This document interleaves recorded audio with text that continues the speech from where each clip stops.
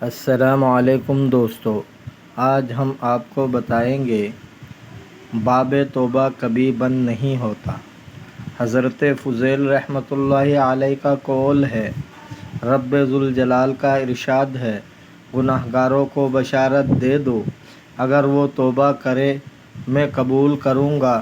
صدیقین کو متنبہ کر دیجئے، اگر میں نے اعمال کا وزن کیا تو انہیں عذاب سے کوئی نہیں بچا سکتا۔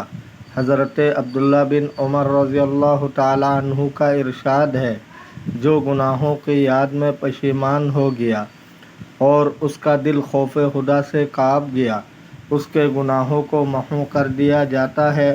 حضرت ابن مسعود رضی اللہ تعالی عنہ سے ایک شخص نے دریافت کیا، میں گناہ کر کے انتہائی شرمندہ ہوں، میرے لیے توبہ ہے؟ آپ نے منہ پھیر لیا۔ جب دوبارہ اس شخص کی طرف دیکھا تو آپ کی آنکھوں سے آنسو رواں تھے۔ فرمایا، جنت کے 8 دروازے ہیں، کھلے بھی جاتے ہیں اور بند بھی کیے جاتے ہیں، سوائے باب توبہ کے، وہ کبھی بھی بند نہیں ہوتا۔ اسی کام کے لیے اس پر ایک فرشتہ مامور ہے، عمل کرتا رہ اور رب کی رحمت سے نا امید نہ ہو۔ روایت ہے کہ بنی اسرائیل میں سے ایک جوان شخص نے 20 سال متواتر اللہ تعالیٰ کی عبادت کی، پھر 20 سال گناہوں میں بسر کیے۔ ایک مرتبہ آئینہ دیکھا تو اسے داڑھی میں بڑھاپے کی آثار نظر آئے۔ وہ بہت غمگین ہوا اور بارگاہ رب العزت میں گزارش کی، اے رب ذوالجلال، میں نے 20 سال تیری عبادت کی، پھر 20 سال گناہوں میں بسر کیے، اب اگر میں تیری طرف لوٹ آؤں تو مجھے قبول کر لے گا؟ اس نے ہاتف غیبی کی آواز سنی، وہ کہہ رہا تھا، تو نے ہم سے محبت کی، ہم نے تجھے محبوب بنایا، تو نے ہمیں چھوڑ دیا، کیا ہم نے تمہیں چھوڑ دیا؟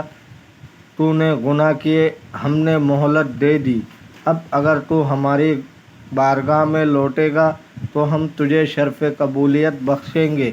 حضرت ابن عباس رضی اللہ تعالیٰ عنہ سے مروی ہے کہ حضور صلی اللہ علیہ وسلم نے فرمایا، جب بندہ توبہ کرتا ہے اللہ تعالیٰ اس کی توبہ قبول کر لیتا ہے، محافظ فرشتے اس کے ماضی کے گناہوں کو بھول جاتے ہیں، اس کی اعضائے جسمانی اس کی خطاؤں کو بھول جاتے ہیں۔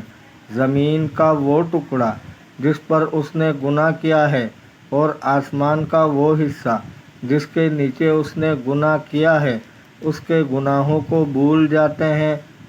جب وہ قیامت کے دن آئے گا تو اس کے گناہوں پر گواہی دینے والا کوئی نہیں ہوگا۔ دوستو، اگر آپ کو ویڈیو اچھی لگی ہے تو لائک کریں، چینل کو سبسکرائب کریں، اپنے بہت سارے خیال رکھیے گا۔ ملتے ہیں اگلے ویڈیو میں۔